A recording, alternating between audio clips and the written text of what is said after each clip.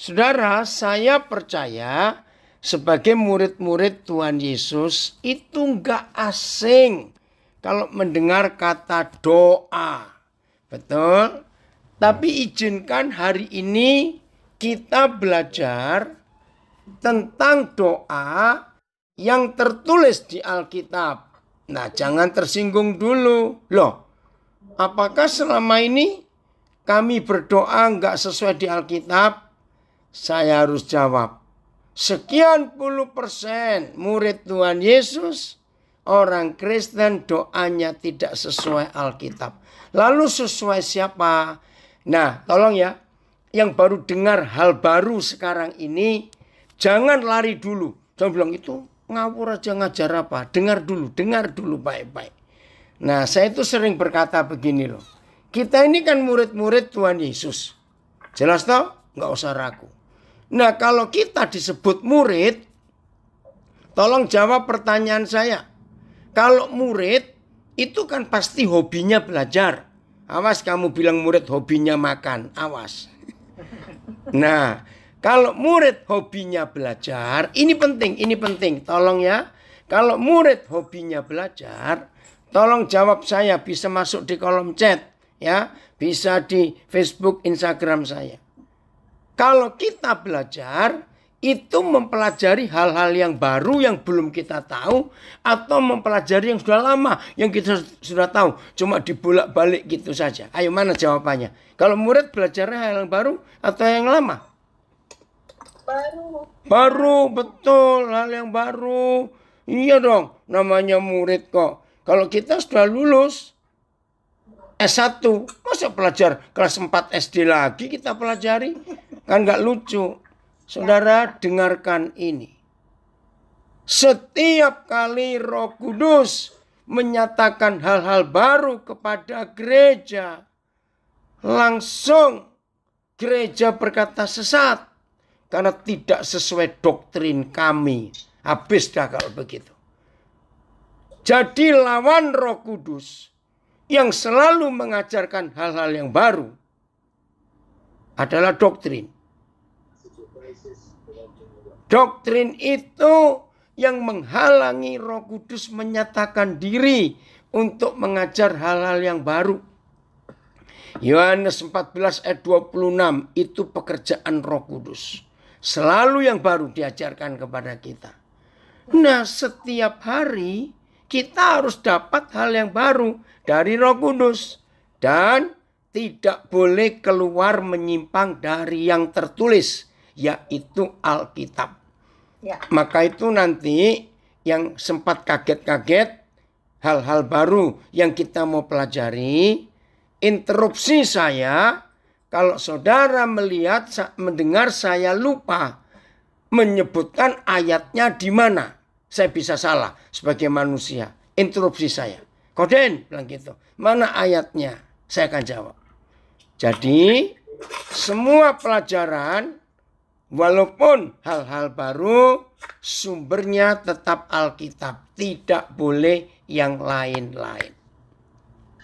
Nah, apa bedanya doa yang sesuai Alkitab dengan doa yang sesuai agama-agama di dunia? Nah, saudara, 90 sekian persen, atau nggak usah ngomong angkanya lah, ya, supaya nggak buat orang kaget-kaget terus marah, maaf. Pokoknya banyak sekali murid Yesus doanya sesuai dengan agama-agama. Loh, apa bedanya doa di agama-agama dengan doa sesuai Alkitab? Dengar dulu baik-baik ya, jangan langsung keluar. Siap catatan-catatan saudara. Ya, suara apa itu? Ya. Doa di dalam semua agama itu isinya cuma 3 hal. Saya ulangi, doa dalam semua agama isinya cuma 3 hal. Oh, puji Tuhan, ada gembala dari kota Taiwan, Taipei, ikut Pak Max, puji Tuhan. Nah, catat, doa di semua agama isinya cuma 3. Minta, nyuruh, lapor. Lapor, nyuruh, minta. Kira-kira betul nggak saya ngomong ini? Nah, saya selidiki kenapa sih umat beragama kalau doa isinya cuma minta, nyuruh, lapor, lapor, nyuruh, minta. Ini penyebabnya. Semua agama di dunia itu pasti mengajarkan umatnya harus memberi persembahan, memberi sesaji, memberi sesuatu kepada dewanya atau kepada Tuhannya. Betul atau salah saya bicara ini? Maka itu semua agama pasti ada persembahan, ada sesaji, ada bakar ini, bakar itu, ada beri makan ini, beri makan itu. Nah, karena sikap manusia, kalau kita sudah memberi kepada seseorang, maaf ya, jangan tersinggung. Pasti ada naluri di hati yang suka memberi itu. Tolong dong, tolong saya, kan sudah aku beri. Balas dong. Nah, saudara, ternyata begitu umat beragama. Karena sudah memberi. Maaf. Maka itu kenapa khotbah-khotbah perpuluhan dan persembahan itu paling suka didengar. Karena tanpa sadar kalau orang itu sudah memberi perpuluhan, sudah memberi apa-apa kepada Tuhan. Tuhan tolong dong Tuhan. Masa Tuhan lupa? Aku sudah beri segini loh Tuhan. Aku sudah beri segitu. Maaf ya saudara. Ini yang salah. Lalu doa sesuai Alkitab itu bagaimana? Saudara bongkar semua. Saudara-saudara kita di Alkitab yang tertulis namanya dan mereka hidup di dalam doa. Tolong ya, karena waktu saya nggak bisa bongkar semuanya. Tapi perhatikan, sedikit sekali bahkan hampir tidak ada. Ayat berkata begini, berdoalah Abraham, berdoalah Nuh, berdoalah Henokh, berdoalah Musa, berdoalah Daud, berdoalah. Itu hampir tidak ada. Kaget bukan? Yang ada bertanyalah Musa, bertanyalah Daud. Abraham itu diskusi dengan Tuhan. Tidak nyuruh minta lapor. Diskusi. Begitu pula Paulus dalam hidupnya. Jarang ada kata berdoalah Paulus. Sedikit sekali. Tapi dia berdoa. Nah, ayo kita belajar. Esther berdoa. Puasa lagi 3 hari full. Tapi doanya bukan nyuruh minta lapor. Doanya Esther bersekutu dengan Yahweh Tuhan. Lalu dapat instruksi. Kamu harus menghadap raja. Maka itu Esther berkata, Tuhan, enggak ngomong Tuhan, enggak bisa.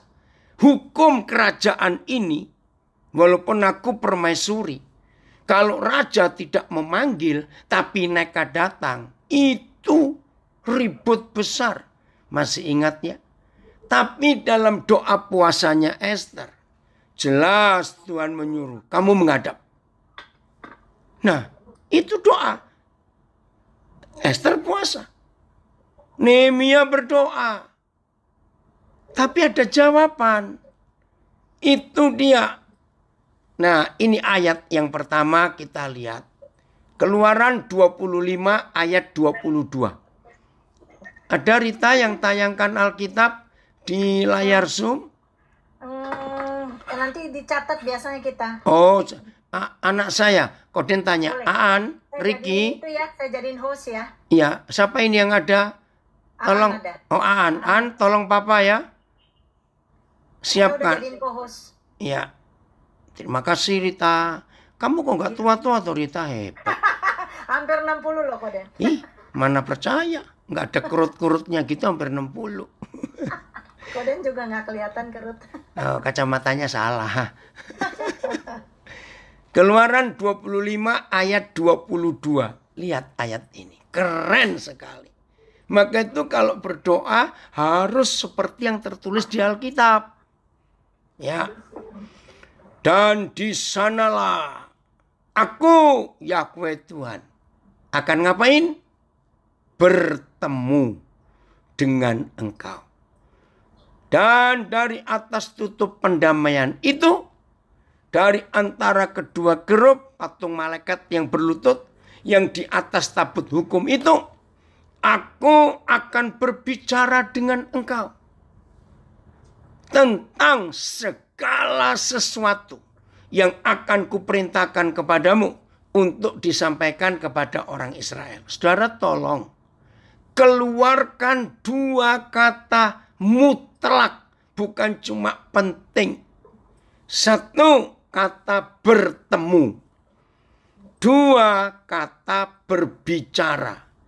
Nah, inilah doa yang sesuai Alkitab, yaitu Bapa di surga menemui Musa dan menemui kita. Begitu Papa menemui kita waktu kita berdoa, maka Papa pasti, kalau saya tidak katakan harus, berbicara dengan kita tentang berapa hal, garis bawahi. Wow. Tentang segala sesuatu yang akan kuperintahkan kepadamu untuk disampaikan kepada orang Israel. Jadi begini, saudara yang dikasihi Tuhan, doa itu bukan berapa jam sehari, doa itu bukan berapa hari puasa, bukan. Doa itu yang penting kita ketemu Tuhan tidak. Nah, kalau kita bertemu karena Tuhan yang mengajak kita bertemu, maka Tuhan pasti berbicara. Maka itu yang rajin doa panjang-panjang berjam-jam berhari-hari. Maaf, hari ini harus ditanya, Tuhan bicara apa kepada kamu? Kalau sudah doa 6 jam ditanya Tuhan bicara apa? Enggak, itu lu tidur gitu aja sudah. Masa doa 6 jam Tuhan enggak ngomong apa-apa? Jadi orang itu 6 jam ngomong sendiri. Karena saudara sering ngomong sendiri, Tuhan minggir dulu. Sama seperti orang ikut Zoom. Ya toh, kan tetap dinyalain suaranya, tapi orangnya ngerjain ini, ngerjain itu. Maaf, jangan tersinggung saya ngomong ini. Betul ya? Jadi kalau kita berdoa, maka Papa pasti bertemu kita. Dan kalau Papa bertemu kita, dia pasti berbicara. Wah, luar biasa. Tentang segala sesuatu. Wah, Ming Fei dari Hong Kong hadir juga. Terima kasih. Tentang segala sesuatu. Nah, saya buktikan. Saya percaya yang rajin doa puasa pasti ingat apa yang Tuhan Yesus katakan. Jenis ini, tue cente. Nah ini gembala dari Taipei. Tue itu betul. Cente itu lebih betul lagi. Terima kasih, Max.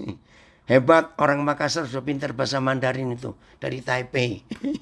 Oke, dengerin ya.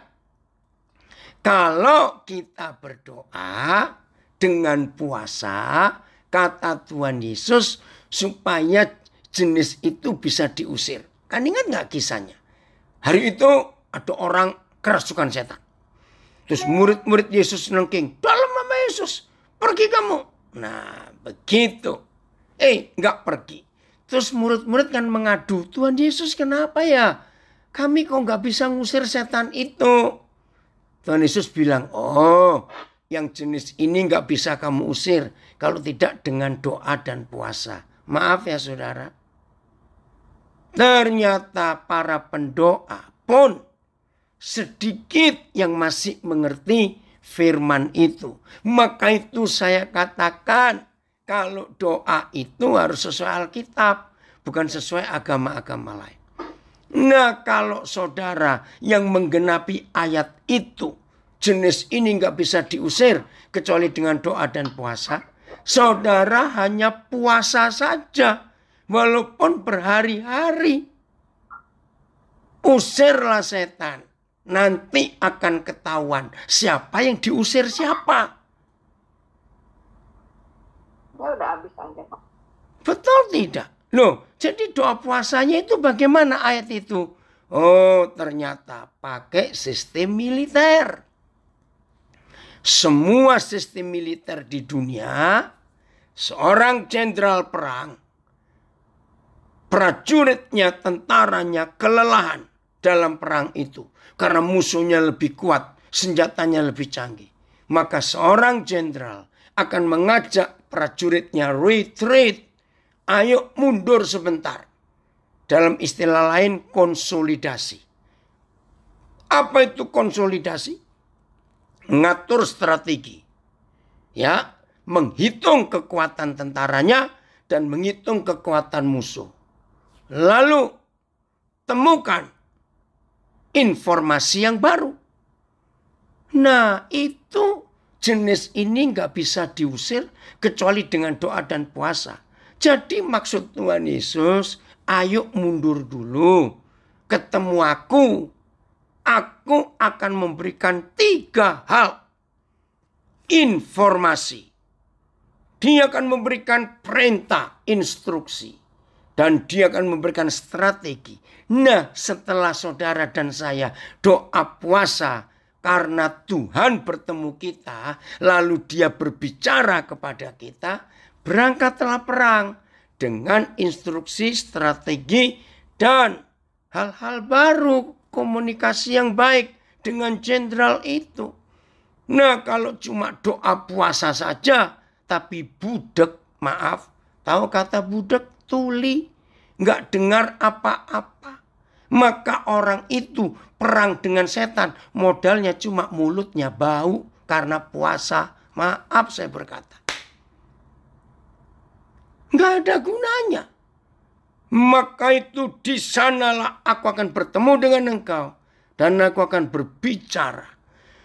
Itu dahsyat, saudara. Ezra berpuasa. Lalu mendengar instruksi. Buatlah begini, buatlah begitu.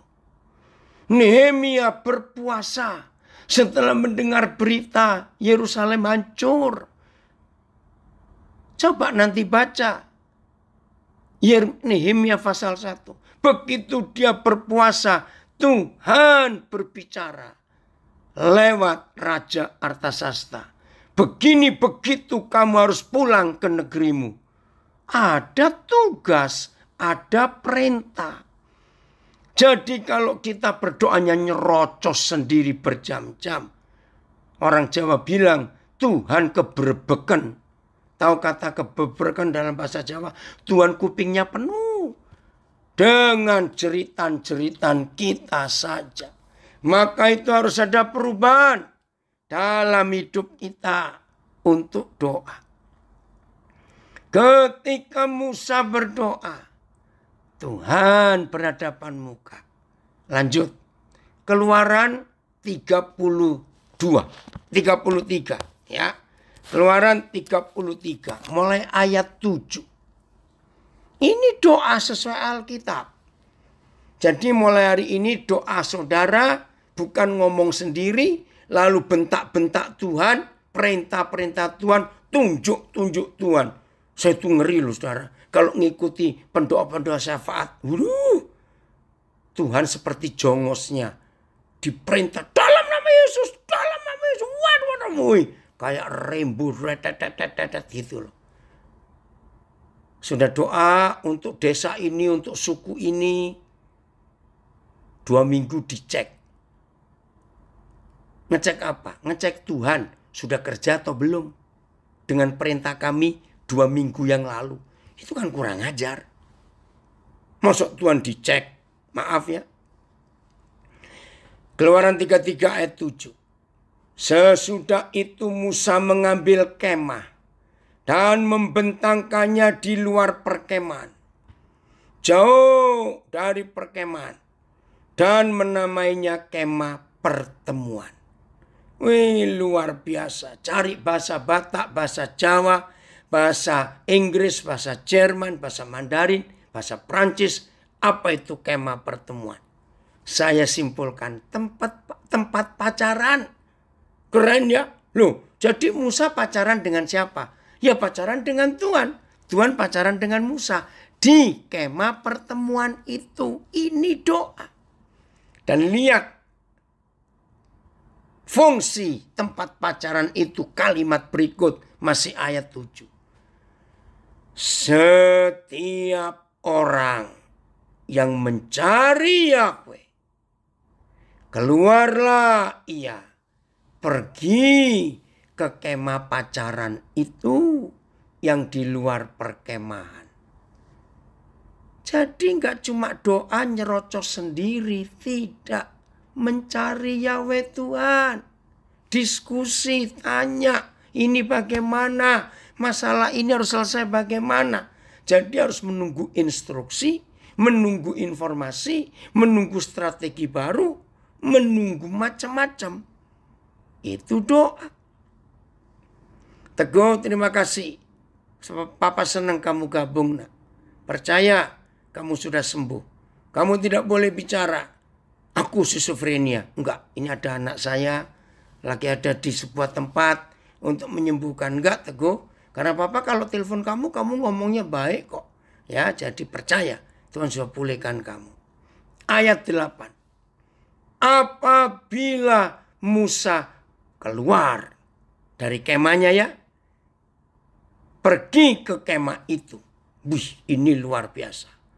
Bangunlah seluruh bangsa itu dan berdirilah mereka masing-masing di pintu kemahnya. Dan mereka mengikuti Musa dengan matanya sampai Musa masuk ke dalam kemah pacaran itu. Saudara perhatikan, ini dahsyat. Begini loh ya, kisah ini ayat 8. Papa terima kasih untuk penjelasan yang luar biasa. Musa itu pemimpin, gembala, nabi, imam buat mereka. Ya ada Harun juga tentunya. Jadi bangsa itu tahu kalau suatu saat, entah pagi, entah sore, entah siang, entah malam, kapan saja. Begitu bangsa itu tahu, gembalanya menuju ke kemah pacaran. Tolong catat. Berdirilah bangsa itu, semua lalu mengikuti Musa dengan matanya. Sampai Musa masuk ke dalam kemah. Saya ingin rekan-rekan saya pendeta, gembala, penginjil, hamba Tuhan, guru sekolah minggu, semua pelayan Tuhan miliki cara doa Musa yang benar ini. Oh, ada yang kirim bahasa Jawa di Instagram saya. Yen Musa lunga menyang kemah mau, wong-wong padha ngadeg ana ing sangareping lawangi kemahe dhewe-dhewe sarta ndelengake Musa nganti melebet. Maaf yang nggak bisa Jawa, yang bisa pasti ngerti. Saudara bayangkan, semua pemimpin, semua gembala, semua hamba Tuhan, semua nabi dan imam, setiap hari dinantikan oleh begitu banyak umat yang menanti Tuhan bicara apa pada hari ini lewat dia untuk kami. Ini yang luar biasa, saudara. Maka itu para pemimpin yang terhormat, rekan-rekan saya, para gembala, hamba Tuhan, majelis gereja, penginjil-penginjil, pengkhotbah-pengkhotbah, alami pengalaman Musa ini.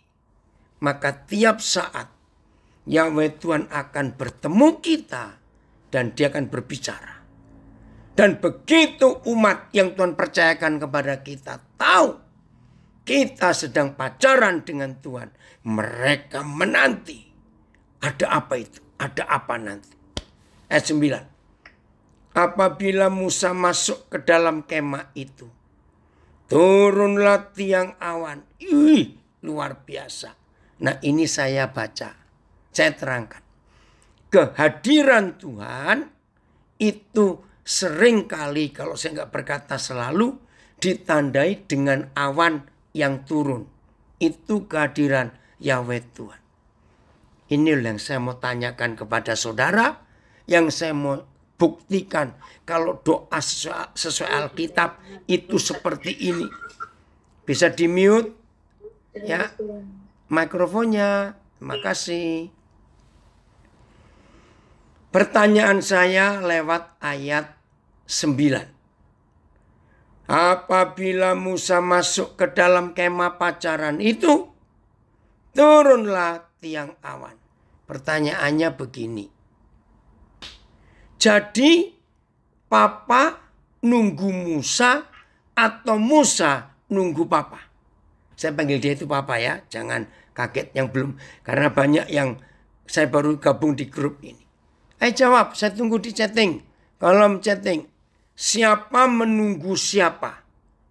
Lewat ayat 9. Antara Musa dengan Yahweh Tuhan, siapa menunggu siapa? Ini penting. Musa menunggu Yahweh dari Lampung itu. Ayo yang lain mana?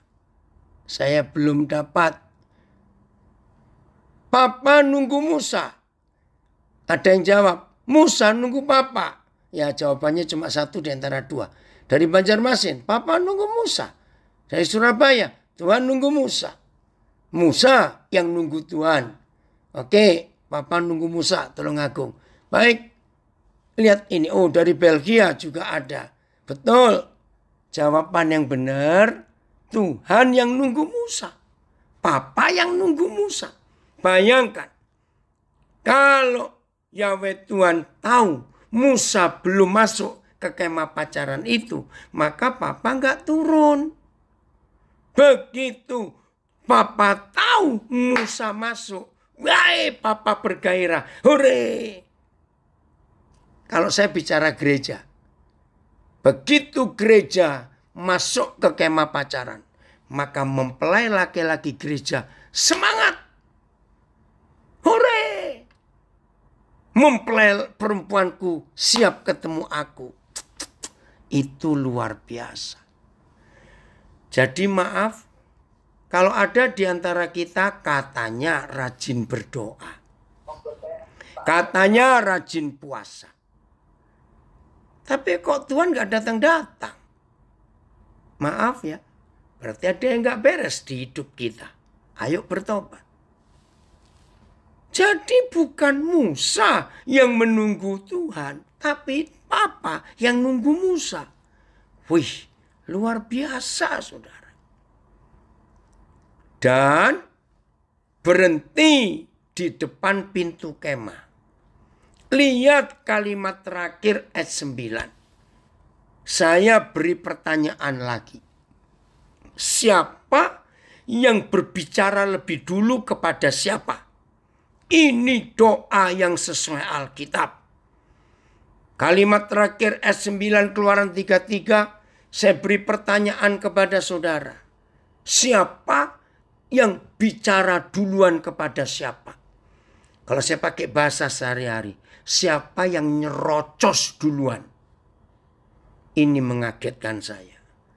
Dan berbicaralah Yahweh dengan Musa di sana.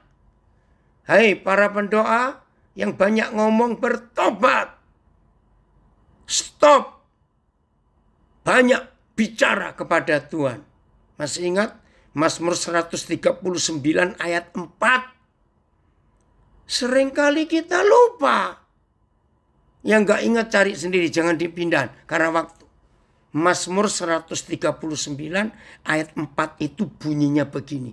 Sebelum bibirku mengucapkan apa-apa, Tuhan sudah tahu. Saya senang memberikan ayat itu kepada pendoa-pendoa yang sok hebat dan sok rohani. Maaf saya berkata. Justru menurut Mazmur 139 ayat 4. Kalau doa jangan banyak ngomong. Tuhan sudah tahu. Biarkan Tuhan yang banyak bicara kepada kita.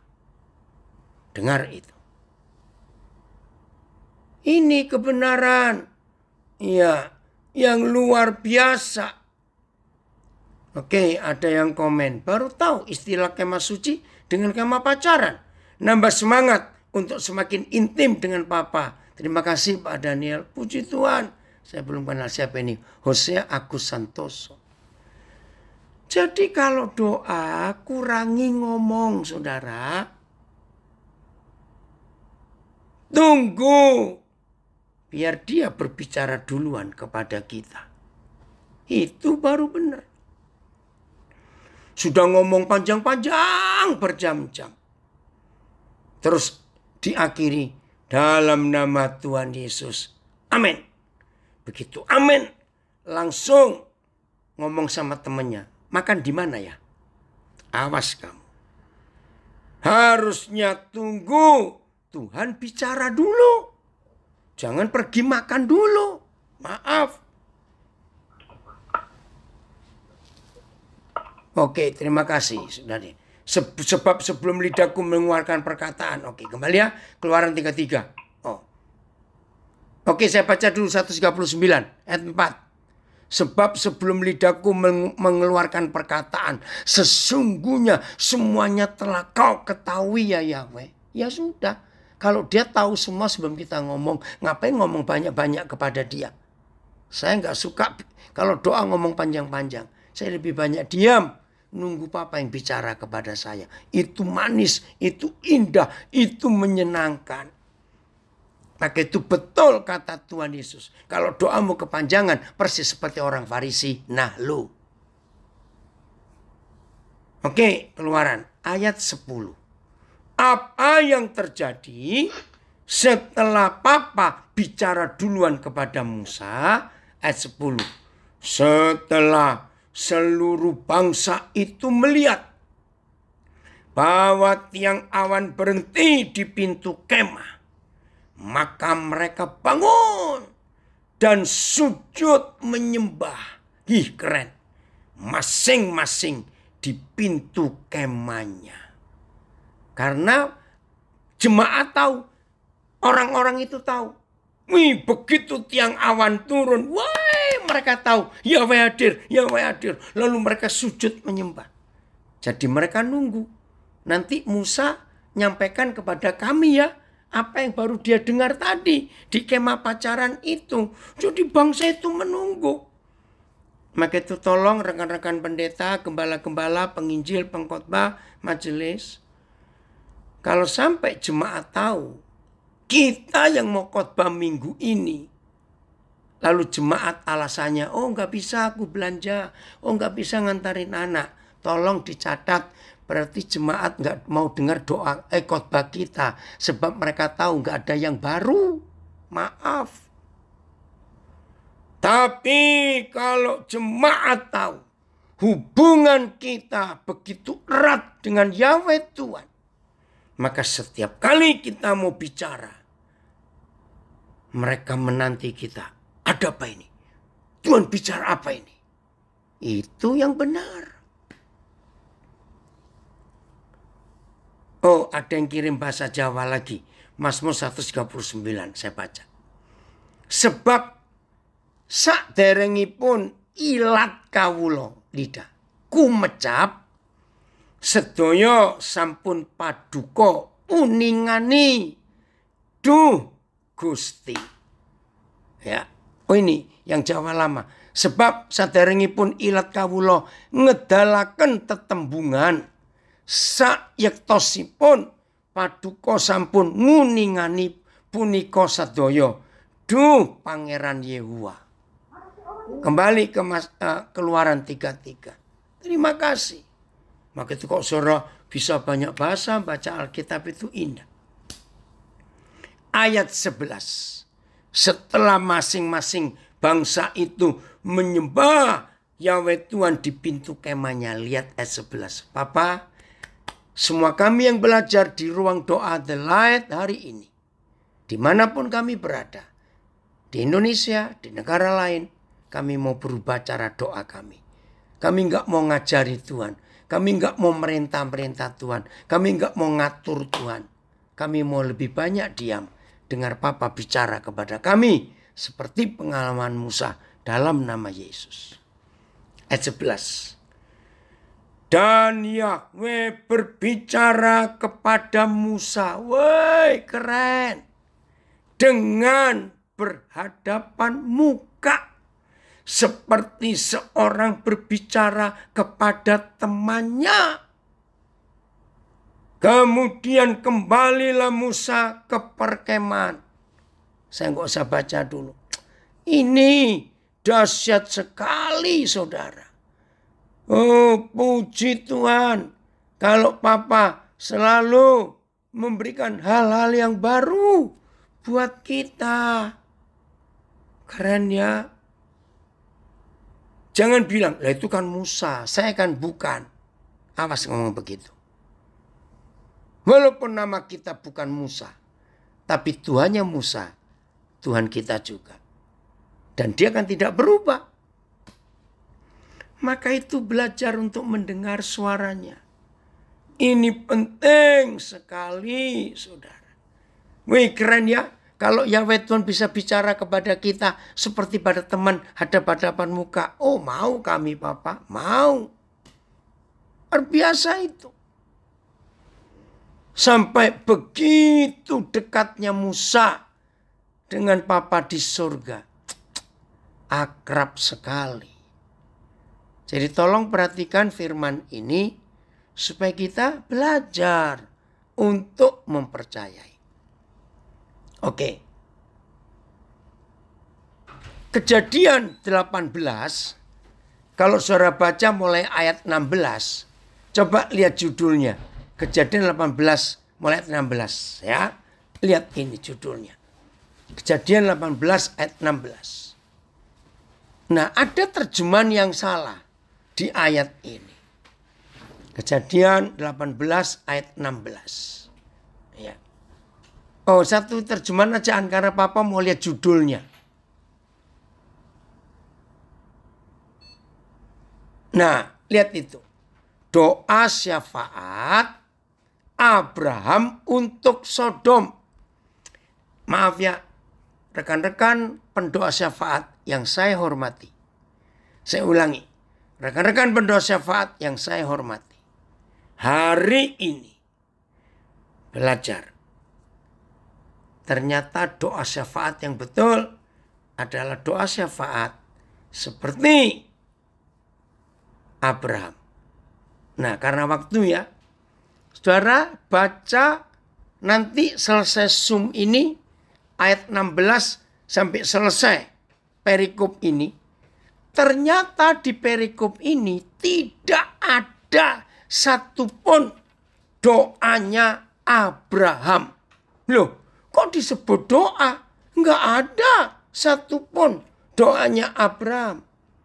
Ya, ini yang kita perlu perhatikan. Tapi kenapa ditulis doa? Nah, maka itu kita harus belajar. Jadi di Kejadian 18 ayat 16 dan seterusnya. Itu ternyata enggak ada doa, saudara. Sama sekali enggak ada. Apa yang ada? Nah, ini loh. Doa yang sesuai Alkitab. Abraham diskusi. Abraham naik banding. Itu doa yang betul. Jadi penting sekali dalam hidup kita untuk menggenapi kebenaran ini. Jadi perhatikan ya. Oke, ini yang Tuhan cari, yang Tuhan minta di antara kita semua. Jangan doa nyerotos sendiri, tapi tahu situasinya. Doa Abraham ini bukan doa, oh Tuhan tolong, oh Tuhan selamatkan Sodom Gomora. Ih Tuhan, roh-roh percabulan, roh homoseks lesbian di Sodom Gomora kami hancurkan. Enggak begitu. Yang ada Abraham diskusi. Luar biasa. Sama seperti Keluaran 32. Ayo kita lihat. Judulnya Anak Lembu Emas. Betul. Weh, papa marah ya kepada mereka karena buat patung anak sapi. Musa nggak berdoa, saudara. Dia diskusi tawar-menawar sama seperti Abraham. Keluaran 32 ayat 7 ya. Berfirmanlah Yahweh kepada Musa. Wih, marah ini, marah. Pergilah, turunlah. Sebab bangsamu yang kau pimpin keluar dari tanah Mesir telah rusak lakunya. Segera juga mereka menyimpang dari jalan yang kuperintahkan kepada mereka. Mereka membuat anak lembu yang dicor. Dan kepadanya mereka sujud menyembah. Dan mempersembahkan korban. Sambil berkata, hai Israel, inilah dewamu yang telah menuntun engkau keluar dari tanah Mesir. Lagi firman Yahweh kepada Musa. Ini loh. Jadi Musa itu sedikit ngomongnya kepada Papa di surga. Yang banyak ngomong justru Tuhan sendiri. Dari tadi lihat. Tuhan terus. Lagi firman Yahweh kepada Musa. Telah kulihat bangsa ini. Dan sesungguhnya mereka adalah satu bangsa yang tegar tengkuk. Oleh sebab itu Musa. Biarkanlah aku. Wih, ini luar biasa. Tolong para pendoa syafaat. Tuhan minta izin kepada Musa. Hai Musa, jangan halangi aku. Biarkan murkaku bangkit terhadap mereka. Wih, Musa kaget. Dan aku akan membinasakan mereka. Tetapi engkau akan engkau akan kubuat menjadi bangsa yang besar. Saudara dengarkan ayat 11. Tuhan tolong kami, para pendoa, supaya hari ini kami semua berubah cara doa kami. Enggak cuma bentak-bentak Tuhan. Enggak cuma minta tolong, nyuruh, lapor. Saya menangis ketika tahu sikap hati Musa kepada Yahweh Tuhannya. Ketika Musa tahu Yahweh Tuhan murka, ingin membinasakan Israel. Musa naik banding. Dan ditulis di Alkitab. Lalu Musa mencoba melunakkan hati Yahweh Tuhannya dengan berkata. Berani loh dia. Mengapakah Yahweh murkamu bangkit terhadap umatmu? Baca terus.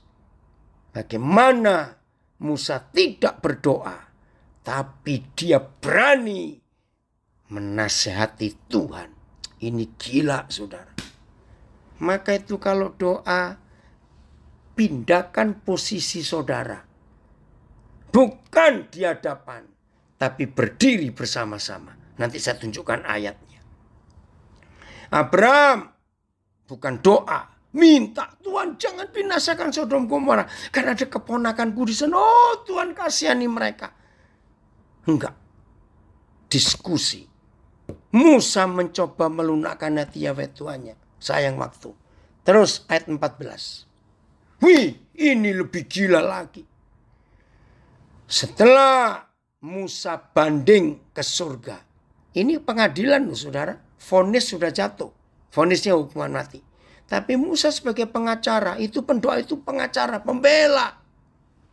Banding ke surga. Oh, saya kagum. Dan menyesallah Yahweh. Karena malapetaka yang dirancangkannya atas umatnya. Hah? Tuhan menyesal. Tuhan berubah pikiran. Keadilannya itu nggak bisa diubah. Kekudusannya nggak bisa diubah. Dia benci dosa, itu nggak bisa diubah. Tapi keputusannya bisa diubah. Kalau saudara dan saya sebagai gereja menjadi teman sekerja Tuhan. Ini buktinya. Saya cuma cerita saudara. Tanggal 6 Mei yang lalu. Bersama hampir 100 orang muda. Dan ada beberapa hamba Tuhan senior. Kami mengadakan doa via Zoom. 6 Mei. Sejak 4:30 sore. Kalau saya ingat itu. Apa yang kami buat? Kami berdoa untuk seorang hamba Tuhan hebat di Indonesia, Raditya Oloan. Saya tuh nggak pernah ketemu dia, nggak pernah. Cuma saya sering belajar dari khotbah-khotbahnya. Nggak panjang-panjang kayak saya kalau dia khotbah, pendek-pendek. Tapi kata-katanya itu saya suka, saya belajar. Dan ketika saya dengar dia kena corona dan ada penyakit bawaan. Berapa hari saya kontak dia lewat WhatsApp. Saya tanya pada anak saya yang dekat dengan Radit dan minta nomor HP-nya WA.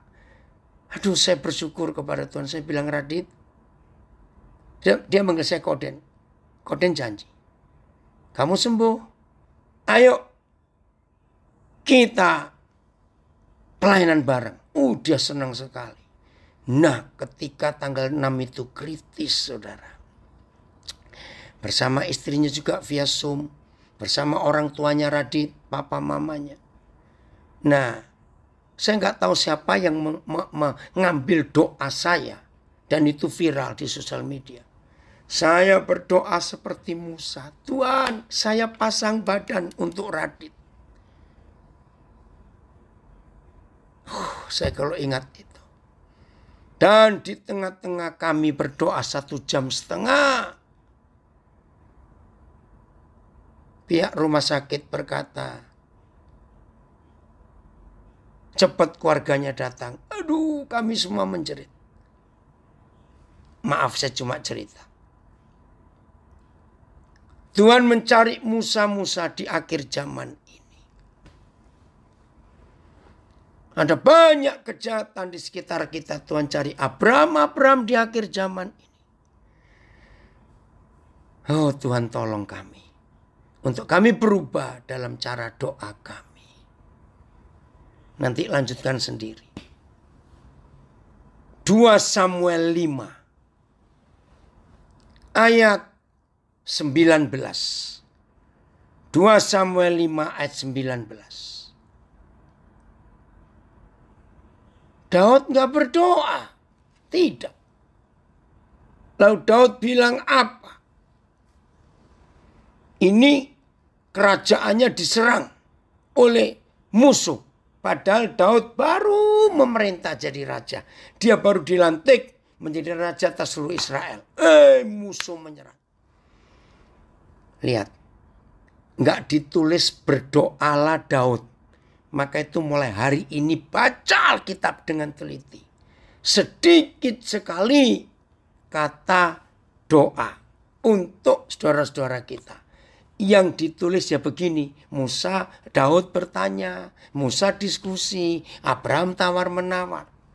Bertanyalah Daud kepada Yahweh. Ini kan doa sebetulnya. Apakah aku harus maju melawan orang Filistin itu? Akan kau serahkankah mereka ke dalam tanganku? Keren ya. Jadi gak bilang, Tuhan tolong. Wih Tuhan, musuhnya besar-besar. Wih udah gak sanggup. Tuhan aku minta kuasa. Wih minta urapan. Enggak. Daud tanya, Papa, aku maju atau enggak? Mereka akan kau serahkan enggak dalam tanganku? Saudara baca Alkitab. Papa ngapain? Ayo semuanya baca. Yahweh menjawab Daud. Lagi sekali. Keluaran 25 ayat 22 harus jadi pegangan kita seumur hidup. Kalau berdoa jangan ngomong sendiri. Di sanalah aku bertemu engkau dan berbicara. Jangan lupa itu. Dan kembali ke 2 Samuel 5. Keren ya saudara. Jadi kalau doa itu jangan ngomong sendiri.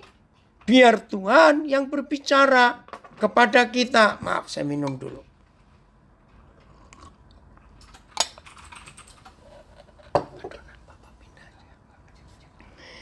Oh Tuhan tolong kami. Karena Daud bertanya, otomatis Papa menjawab. Majulah. Sebab aku pasti akan menyerahkan orang Filistin ke dalam tanganmu. Wih, luar biasa. Ada yang komen dari Sumba. Baru mengerti doa yang sesungguhnya. Biarkan Tuhan yang bicara pada kita. Terus bagaimana Papa yang doanya lama banget? Nggak penting, saya jawab begitu. Dari Siantar. Semakin kesini semakin dalam Yahweh Tuhan bicara. Luar biasa. Puji Tuhan. Udah. Akhirnya menang. Nah, berapa saat kemudian, nggak tahu berapa lama, Samuel nggak nulis.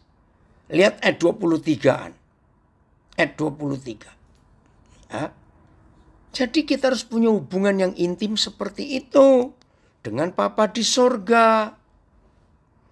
Ketika, 22, maaf ya. Ketika orang Filistin maju sekali lagi. Inilah setan itu. Nggak kapok-kapok, nggak tobat-tobat. Sudah kalah, masih nyerang balik. Ingat toh, si setan waktu mencobai Tuhan Yesus. Ditulis loh di Injil Lukas.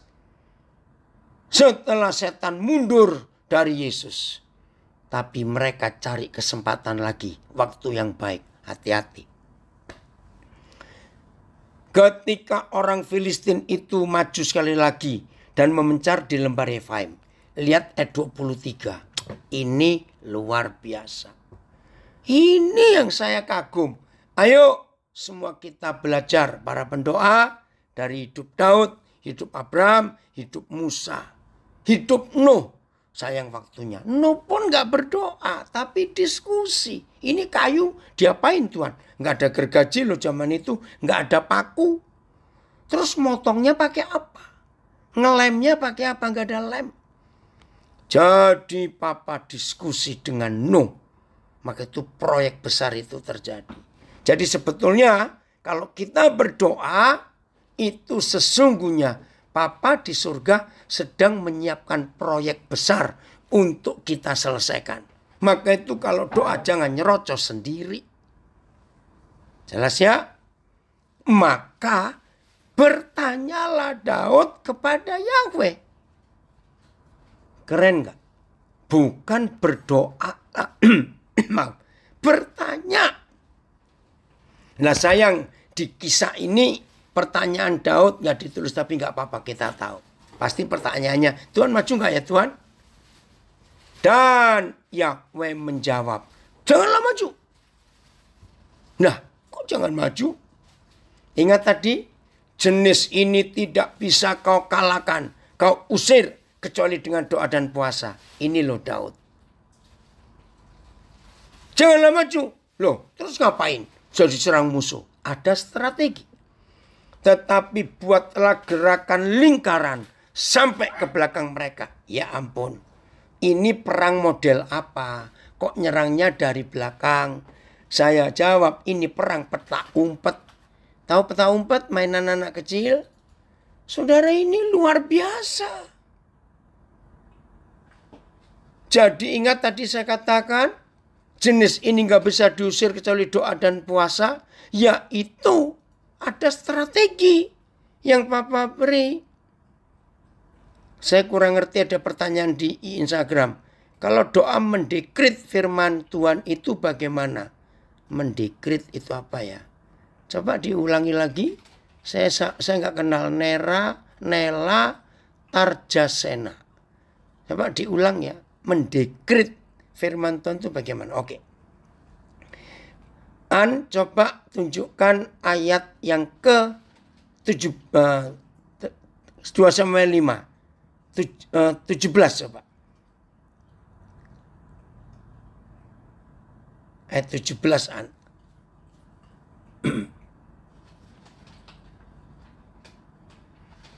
Oh ya, ketika didengar orang Filistin bahwa Daud telah diurapi menjadi raja atas Israel, maka majulah semua orang Filistin untuk menangkap Daud. Tetapi Daud ketika, yang betul terjemahnya ketika Daud mendengar hal itu. Nah ini saudara. Lalu ia pergi ke kubu pertahanan. Ke benteng pertahanan. Turun dalam kota. Pergi ke benteng. Ke kubu pertahanan. Nah izinkan saya mengganti kata benteng itu kemah pertemuan. Jadi Daud ketika negaranya diserang musuh, tidak rapat koordinasi, panggil panglima-panglima dan penasihat kerajaan. Tidak, saudara. Dia cari Tuhan. Maka itu masuk ke kubu pertahanan. Di situ dia bersekutu. Bukan berdoa. Diskusi. Tanya. Minta Tuhan nunjukkan strategi. Luar biasa.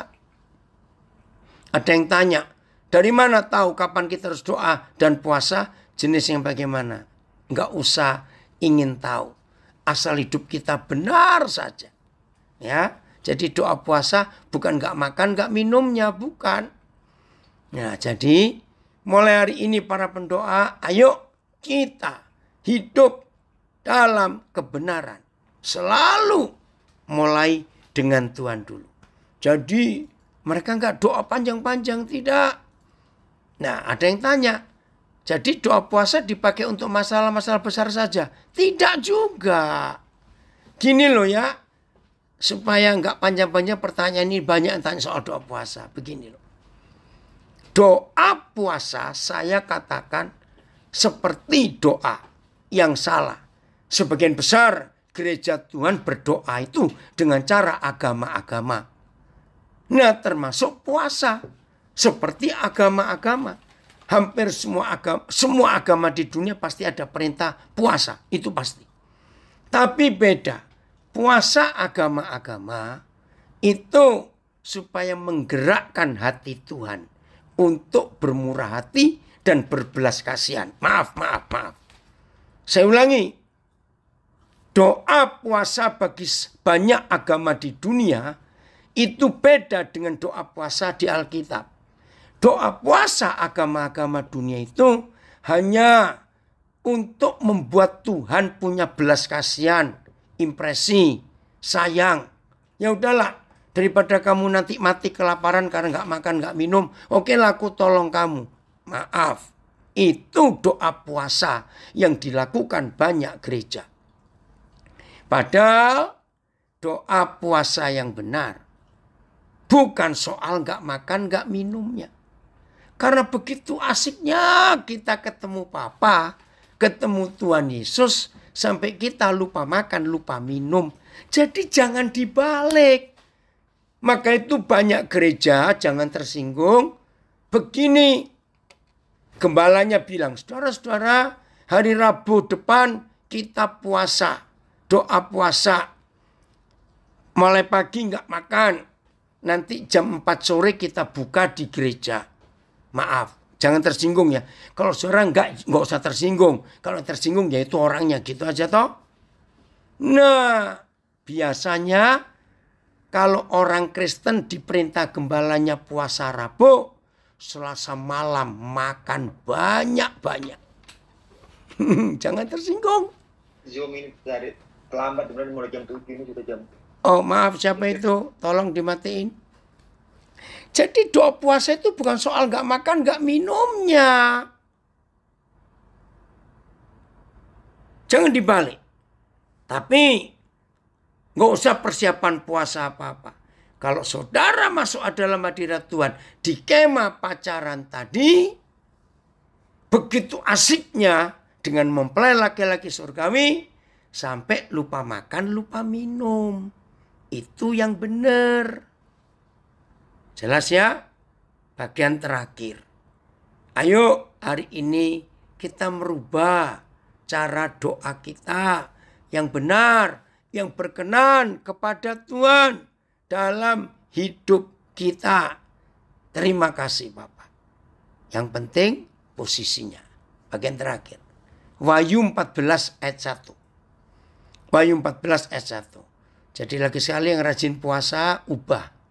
Bukan gak makan, gak minumnya yang penting. Bukan. Yang penting itu betapa asiknya kita pacaran dengan Tuhan. Kemah pacaran tadi. Dan aku melihat sesungguhnya anak domba berdiri di bukit Sion. Dan bersama-sama dengan dia 144.000 orang. Nah ini jangan dibahas. kurang penting. Ya, nanti kalau ada waktu. Lihat, berdiri bersama-sama. Inilah satu-satunya ayat di seluruh Alkitab yang memberitahu kita bahwa selama ini kita hanya berdiri di hadapan Tuhan. Tapi Wahyu 14 ayat 1 adalah gereja yang menang sehingga berdiri bersama-sama. Cepat, tahu nggak bedanya berdiri di hadapan dan berdiri sama-sama? Beda. Nah, siapa yang bisa berdiri bersama-sama? Berarti sejajar, selevel. Hanya saudara dan saya yang di dahi kita tertulis 2 nama. Satu, namanya itulah Yeshua HaMashiach, Yesus Tuhan. Dan nama Bapaknya itulah Yahweh. Bapak kita punya nama loh saudara. Nama Bapak kita bukan Yesus, salah. Itu Tuhan. Nama Bapak kita itu Yahweh. Puluhan kali Tuhan Yesus mengajar kita. Dikuduskan kalian di dalam nama Bapakku. Nama Bapa mengutuskan kamu. Kenapa kita nggak pernah cari nama Papa saya ini siapa? Nah, saya beritahu. Papa kita namanya Yahweh. Nggak usah diskusi lah. Jelas Alkitab bilang begitu. Jadi, kalau posisi saudara berdoa, itu berdiri bersama-sama. Maka doa kita doa yang penuh kuasa. Doa yang selevel dengan Tuhan. Doa yang nggak minta-minta, nyuruh-nyuruh enggak. Tapi bekerja bersama. Itulah Nuh, itulah Henoh, itulah Abraham, itulah Musa, itulah Daud, dan banyak lagi. Yusuf. Bahkan kalau saya nggak salah, saya nggak pernah ketemu ayat tentang Yusuf, maka berdoalah Yusuf. Enggak itu. Tapi Yusuf luar biasa hidupnya. Dekat dengan Tuhan. Matius 6 ayat 6. Ini ayat penutup. Matius 6 ayat 6. Keren kalau kita mau berdoa dengan betul. Matius 6 ayat 6. Tetapi jika engkau berdoa, ini kata Tuhan Yesus, masuklah ke dalam kamarmu, tutuplah pintu, dan berdoalah kepada Bapamu. Saya ulangi. Kalau berdoa, masuk kamar, kunci pintu. Saya percepat. Yang boleh berdua di dalam kamar, lalu pakai kunci pintu, itu hanya suami istri. Titik. Jadi menurut Tuhan Yesus, kalau kita berdoa, itu sedang hubungan intim dengan mempelai surgawi. Ini pacaran. Saya baca bahasa Jawa, Wahyu 14 ayat 1. Aku tumuli weruh, lah sang cempe jumeneng ana ing gunung Sion. Kaayap dening wong 144.000 kang padha kacirenan asmane piyambak lan asmane Kang Rama ana ing keputus ya. Jadi jumeneng ana ing gunung Sion barengan saudara. Luar biasa. Jadi mulai hari ini kalau saudara dan saya berdoa, itu masuk kamar, kunci pintu. Karena kita sedang berdua dengan Tuhan Yesus. Pacaran. Dia akan ngomong banyak kepada kita. Maka hidup yang seperti ini akan keberkatan luar biasa. Haleluya. Inilah doa yang benar. Maka Indonesia berubah. Keluarga kita berubah. Pelayanan kita berubah. Orang-orang di sekitar kita otomatis berubah. Karena lihat hidup kita seperti Henoh, seperti Nuh, seperti Abraham, seperti Musa, seperti